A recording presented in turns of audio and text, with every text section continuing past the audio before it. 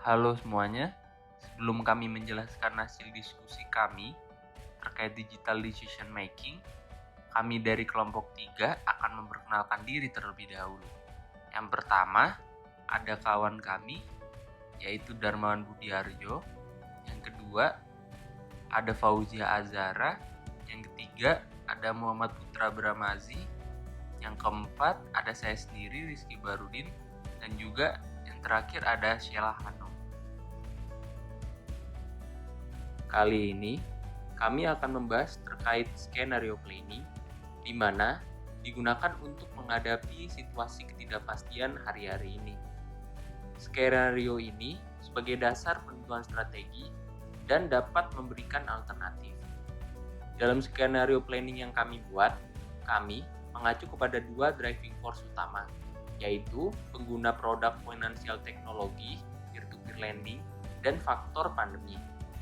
Driving force tersebut kemudian dikembangkan menjadi suatu model skenario planning dengan kondisi di mana saat driving force pengguna produk fintech P2P lending semakin banyak dan sedikit. Dan ketika pandemi semakin meningkat dan menurun, setelah itu kami menganalisis juga bagaimana perubahan perilaku konsumen yang ada untuk dijadikan bahan pertimbangan sebagai suatu strategi untuk menghadapi situasi-situasi yang dikendalikan oleh driving force tersebut. Selanjutnya, saya akan menjelaskan skenario pada kuadran pertama. Ketika pandemi meningkat dan pengguna fintech P2P lending semakin banyak, maka perusahaan fintech juga akan semakin berkembang.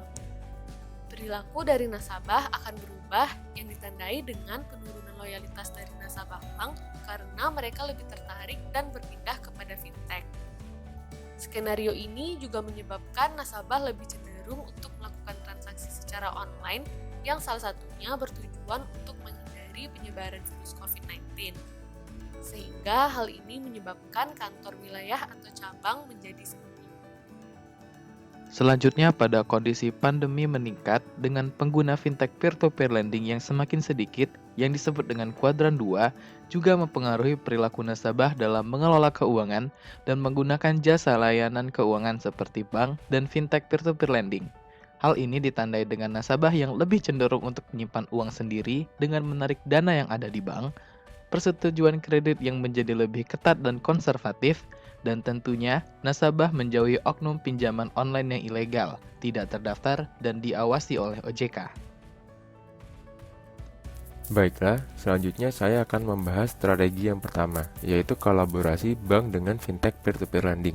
Dalam kondisi pandemi yang meningkat dan pengguna fintech peer-to-peer lending semakin banyak, persaingan fintech peer-to-peer lending dengan perbankan sebagai jasa penyedia layanan kredit menjadi semakin sengit. Maka, dari itu, daripada gencar bersaing, bank harus dapat berkolaborasi dengan fintech peer-to-peer lending untuk meningkatkan penyaluran kredit saat pandemi sedang meningkat. Untuk aktivitas yang pertama, kolaborasi pola executing, channeling, dan joint financing. Pola executing berarti pemberian kredit dari bank pada lembaga perantara. Dalam hal ini, fintech peer-to-peer lending yang bertanggung jawab menyalurkan pembiayaan pada penerima kredit dan bertanggung jawab menagih kembali sesuai terms dan condition yang ada. Selanjutnya, menggunakan pola channeling di mana pemberian kredit dari bank pada penerima kredit lewat fintech menggunakan terms dan condition bank.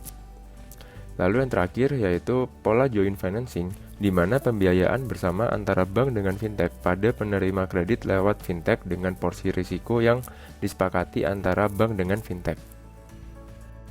Untuk aktivitas yang kedua, yaitu mengoptimalkan penggunaan kredit dengan mengembangkan layanan kredit kecil digital loan. Bank harus meningkatkan pelayanannya, terutama pada digitalisasi pemberian kredit. Hal ini akan mempermudah debitur dalam proses pengajuan kredit karena tidak perlu datang ke kantor dan tidak perlu menyiapkan dokumen fisik, sehingga sekaligus dapat meminimalisir penyebaran COVID-19. Untuk aktivitas yang terakhir, bank mengadopsi sistem scoring pinjaman untuk kredit kecil. Bank dapat memanfaatkan kredit scoring yang dimiliki oleh fintech dan mengkolaborasikannya dengan BNI agar kita dapat memberikan keputusan yang lebih akurat dalam pemberian kredit kepada UMKM. Ini akan mempermudah dan mempercepat proses pemberian kredit kepada pihak pemilik usaha UMKM. Baiklah, strategi selanjutnya itu mengatur funding dan lending di bank.